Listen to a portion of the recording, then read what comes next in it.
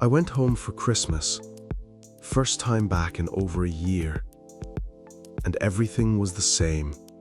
The house, the people, the conversations, the noise, the pace of everything. Everything except me.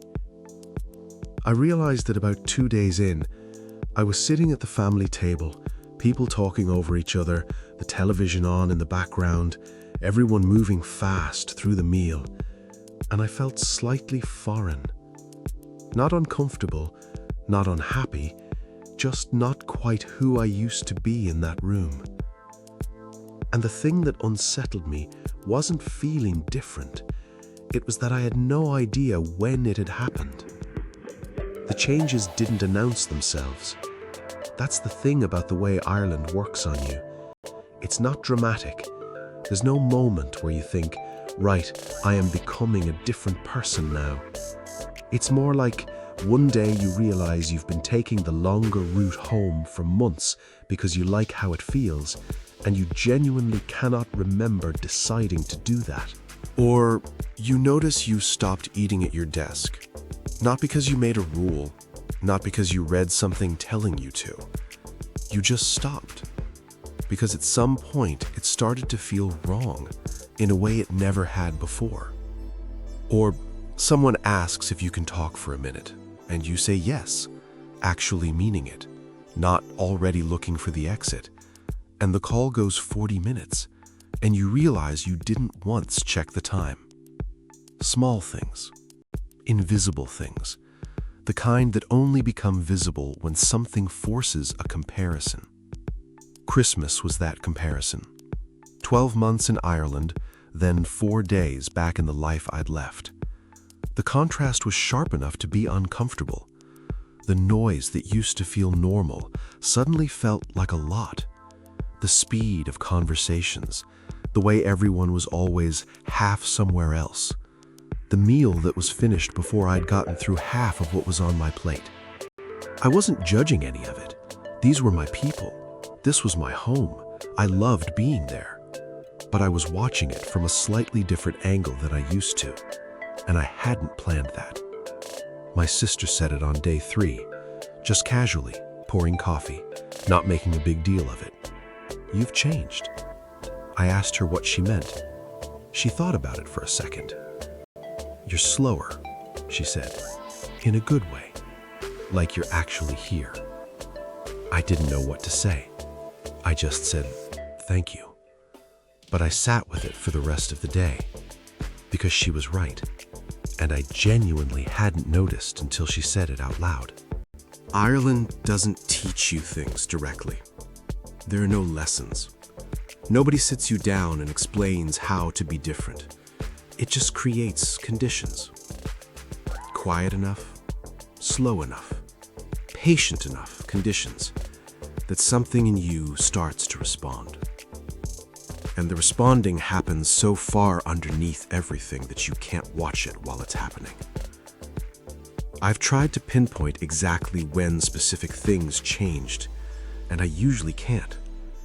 I know that at some point I stopped finding silence uncomfortable. I know that at some point I started leaving my phone in the other room in the evenings, not as a strategy, not because I'd read about the benefits, just because I didn't feel like having it there. But I don't know the day those things happened. They just quietly became true. I think it's the pace of everything here.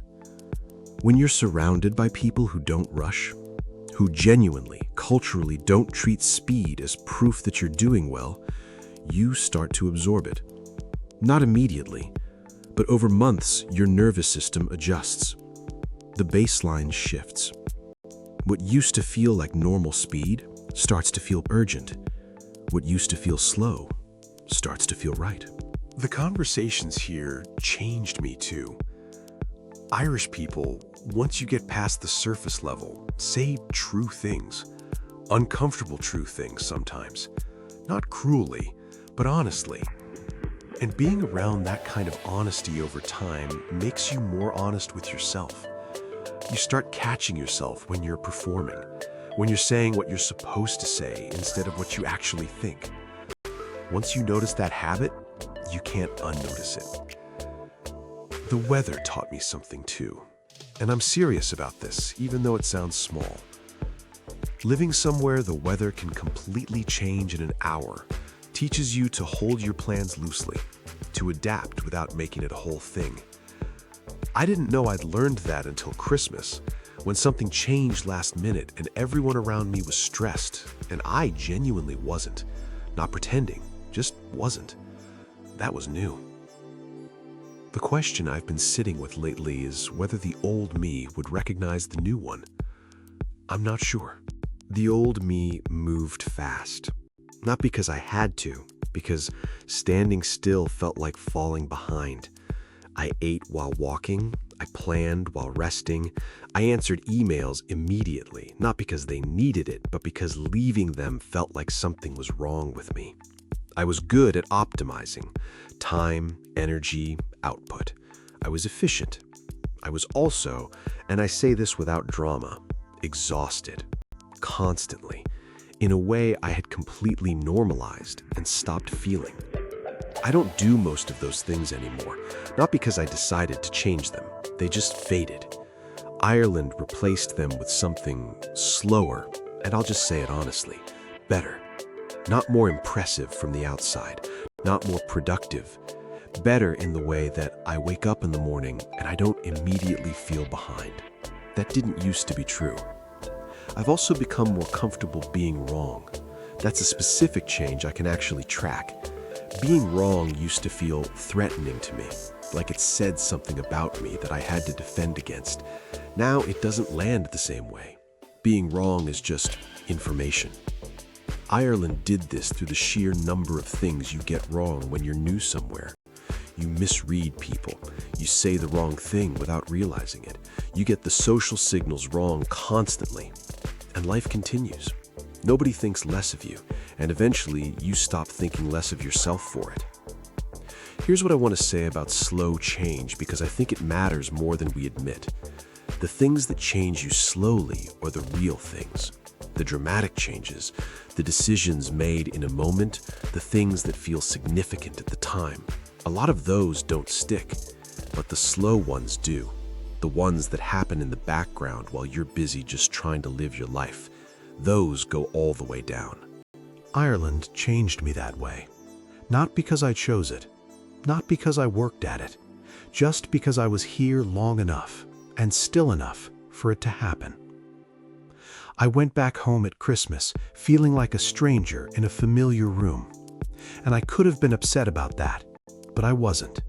Because the person sitting at that table, feeling slightly foreign in a place they'd always belonged, that person was finally, actually, genuinely there. Not half somewhere else, not already on to the next thing, just there. And that felt like enough. More than enough. That felt like a lot. If you've ever come back from somewhere and felt like a slightly different person in a room you know perfectly well, you know what I'm talking about. That gap between who you were and who you've been quietly becoming. This channel is for that, for the changes that don't announce themselves. Subscribe if you want more of this, and leave a comment below. Tell me, is there something about you that changed without you deciding to change it? I'd love to know. I'll read every single one. And I'll be here.